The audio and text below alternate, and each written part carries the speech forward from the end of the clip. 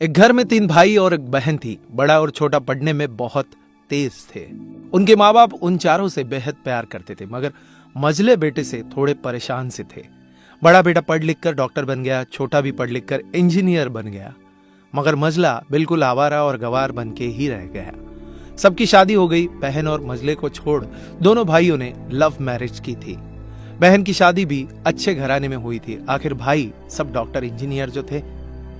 अब मझले को कोई लड़की नहीं मिल रही थी। पिताजी भी बहुत परेशान थे और माँ भी। बहन जब भी मायके आती थी सबसे पहले छोटे भाई और बड़े भैया से मिलती थी, मगर मझले से कम ही मिलती थी, क्योंकि वह न तो कुछ दे सकता था न घर पे जल्दी मिल सकता था। वैसे वह दिहाड़ी मजदूरी करता था, पढ़ नहीं सका था तो यही काम था। मझले की शादी किए बिना पिताजी गुजर गए। माँ ने सोचा कहीं अब बंटवारे की बात न निकले, इसलिए अपने ही गांव से एक सीधी सादी लड़की से मझले की शादी करवा दी। शादी होते ही न जाने क्या हुआ कि मझला बड़े लगन से काम करने लगा। दोस्तों ने कहा, ए चंदू आज अड्डे पे आना।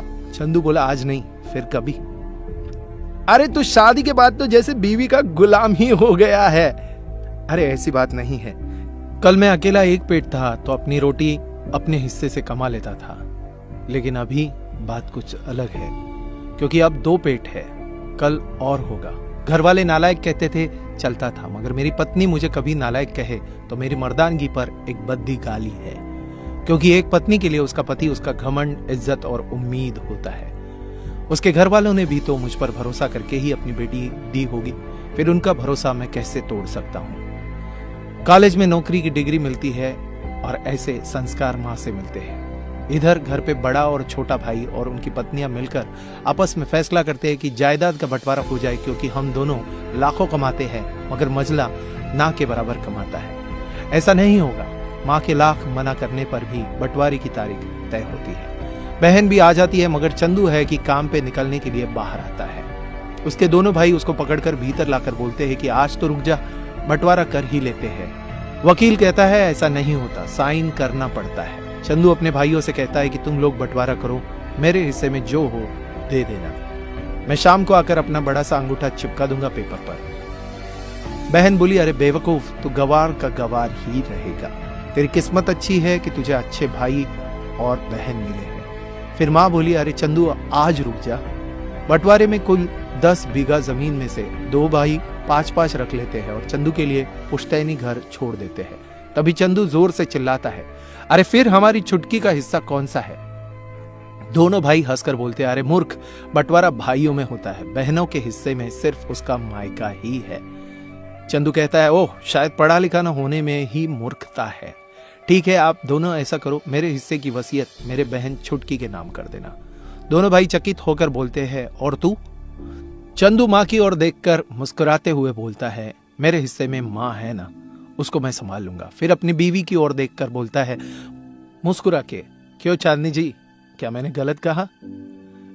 चांदनी अपनी सास से लिपट कर कहती है, इससे बड़ी वसीयत क्या होगी मेरे लिए कि मुझे माँ जैसी सासू मिली और बाप जैसा ख्याल रखने वाला पति।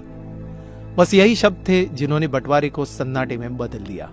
बहन दौड़कर अपने गवार भैया से गले लगते हुए रो रही थी, माफ कर दो भैया, मुझे क्यों नहीं समझ में आया कि आप इतने महान हो। चंदू अपनी बहन से कहता है, इस घर में तेरा उतना ही अधिकार है जितना हम सबका। माँ का चुनाव इसलिए किया ताकि तुम सबसे हमेशा जुड़ी रहो, क्योंकि यह वही कोख है जहां हमने 9 महीने गुजारे थे। माँ के साथ तुम्हारी यादों को मैं हमेशा देखना चाहता हूँ। दोनों भाई दौड़कर मझले से गले मिले और रो रो कर कहने लगे, आज सचमुच तू बड़ा हो गया है। सबकी पलकों में पानी ही पानी, सब एक साथ फिर से रहने लगते हैं। जब लोग अनपढ़ थे तो परिवार एक हुआ करते थे। मैंने टूटे परिवारों में अक्सर पढ़े लिखे लोग देखे हुए हैं। अगर आपको ये कहानी अच्छी लगी हो तो आपकी कमेंट नीचे बॉक्स में जरूर बताइएगा, और अगर ये वीडियो अच्छा लगा हो तो लाइक कीजिएगा, शेयर कीजिएगा ज्यादा से ज्यादा लोगों तक। ऐसे इंस्पिरेशनल वीडियोस के लिए सब्सक्राइब कीजिएगा हमारे YouTube चैनल और फॉलो करें हमारे Facebook पेज को। धन्यवाद।